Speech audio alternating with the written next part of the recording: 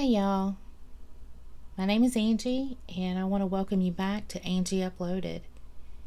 I want to thank you for clicking play, and if you don't mind, go ahead and hit that like button, and if you haven't subscribed, please do, and tap that notification bell so you'll be notified when I drop new videos. I drop at least one video a week, and I do my best to do more, but we know we'll at least get one out unless something happens. This video does have a disclaimer. It is intended for educational, informative, and entertainment purposes only. Some of the content herein contains suggestive themes. It is never my intent to disrespect any individual spoken about or watching my videos. Viewer discretion is advised. Today's case comes from Jackson County, Arkansas, in the city of Grubbs. Today we will be discussing Sydney Claire Sutherland. Sydney was born September the 18th, 1995, to Mom Maggie and Dad Dion. She has two brothers, Sam and Tyler, and her little nieces, who loved calling her Aunt Sassy. Sydney was a 2014 graduate of Tuckerman High School. She was also in the Spanish Club, the Beta Club, and she played softball for the Tuckerman Bulldogs. After graduation, she went to college and she got her LPN license. In 2018, she was working at United Health Harris Medical Center in Newport. And while she was working, she was also earning her RN. In fact, she had passed all of her exams just months before this tragedy. Now, Sydney was a beautiful, caring, and loving young lady. She kept herself in shape, loved to jog, loved books. She was just a beautiful person inside and out. She was Mom Maggie's best friend, and Maggie would go on to say that if they were at a football game, that if Sydney saw her friends, she wouldn't just run off and leave Maggie and go sit with her friends. No. Sydney would get her friends, and then they would all come and hang out with Maggie. They were as close as a mother and daughter could be. Sydney had a boyfriend whom she had been with for several years, Alex, whom she also lived with. And the family loved taking vacations together. So on August the 19th, 2020, the family was coming back from Destin, Florida, from one of their family vacations. They would get back into town and Sydney would go work out, and then she came home and decided she wanted to go for a jog. Now keep in mind, she and Alex had their own house together. But she had spoke with Maggie saying, I'm going to go for a jog. And on this day, Maggie was like, Sydney, you've been to the gym after this long trip. Why don't you just stay home and rest? Well, like I said, Sydney loved to jog. And she told Maggie that it released her. Exercising, endorphins, makes you feel good. So she would go for her jog. And when Alex returned home, he had no idea where Sydney was. She was not home, but her car was there, her purse was there, her keys were there, everything was there except for Sydney. and she had had plenty enough time to return from a jog. So he tried to call her, and no answer. He called Maggie, and of course Maggie said that she had not heard from Sydney since earlier. Then they began to get worried and called the police department. So that evening, the family were searching around County Road 41, which is where it all happened.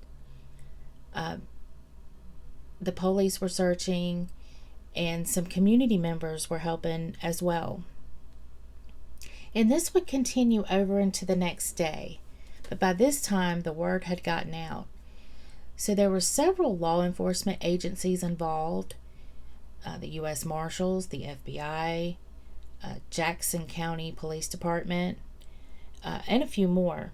And it was estimated over 200 people from the community joined in on the search. So with all hands on deck, everybody is looking for Sydney.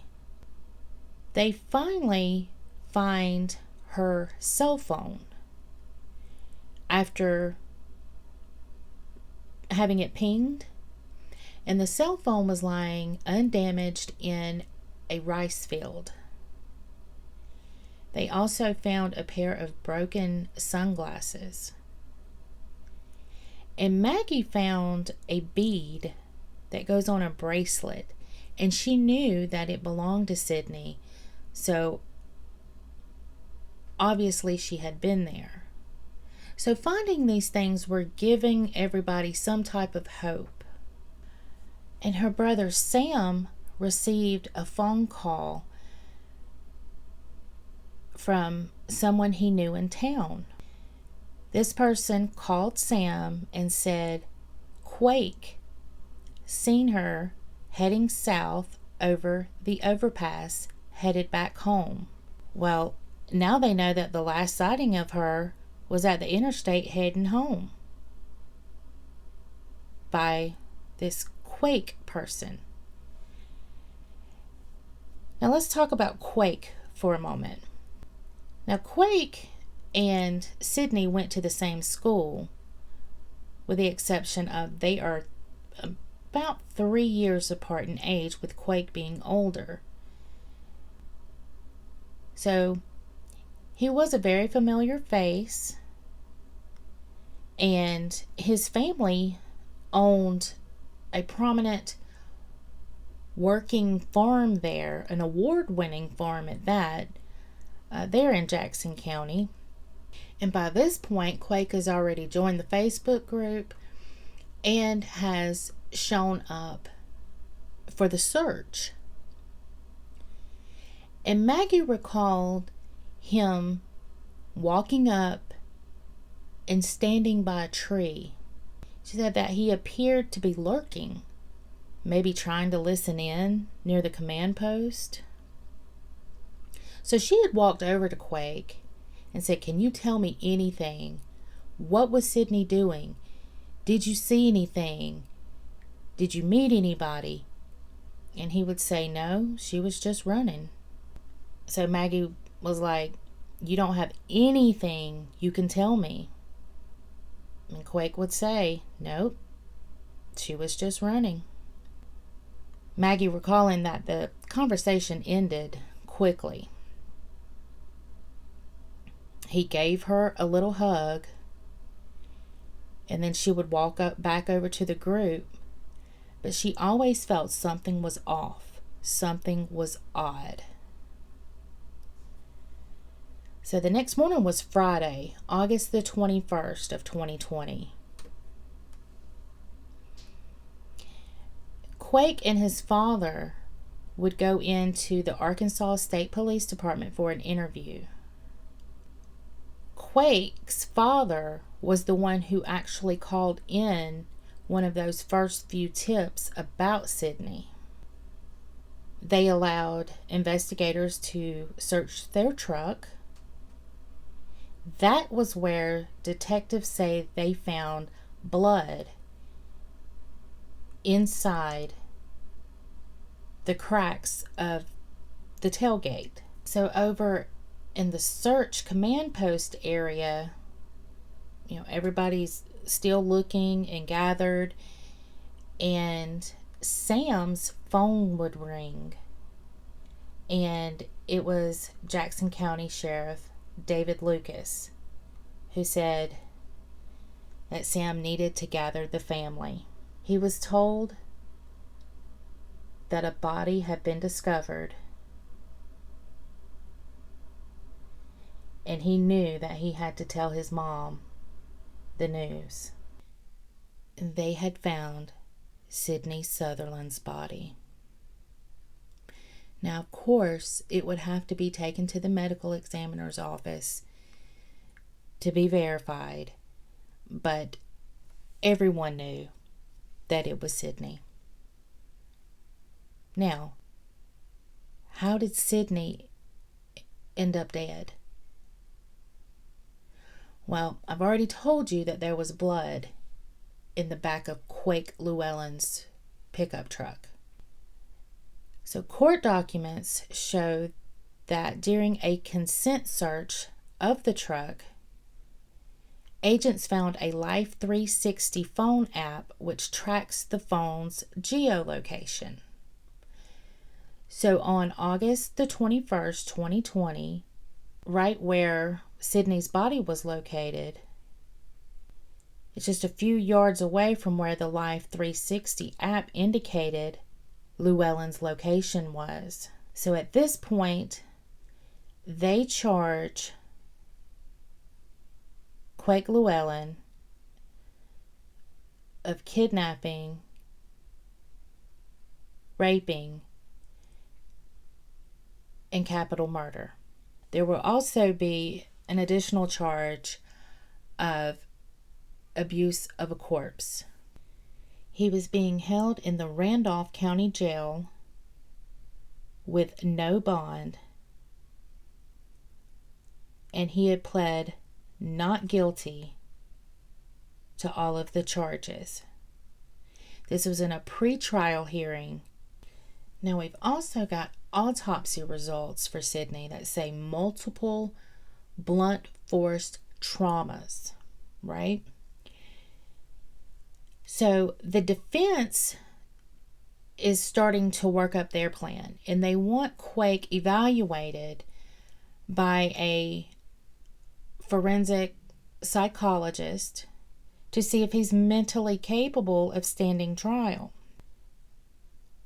So he was interviewed by forensic psychologist Lacey Willett. And during this interview, he would say, "I know I didn't kill her on purpose." Now, Quake would go on to share what really happened. He had been driving to check the wells in the rice fields when he saw Sydney jogging down the road, as he had stated. But what he did was he turned around and he would hit Sydney with his truck. Now, he's on a gravel road, so once the dust and everything settles down, he gets out of the truck, goes over to Sydney, and says, "Are you okay?" He claims that she did not respond. So, what does he do? He picks Sydney up, he puts her in the back of the truck, and then he goes on to drive to a rice field. It is there where he would remove Sydney's clothing and, in his words, try doing stuff with her.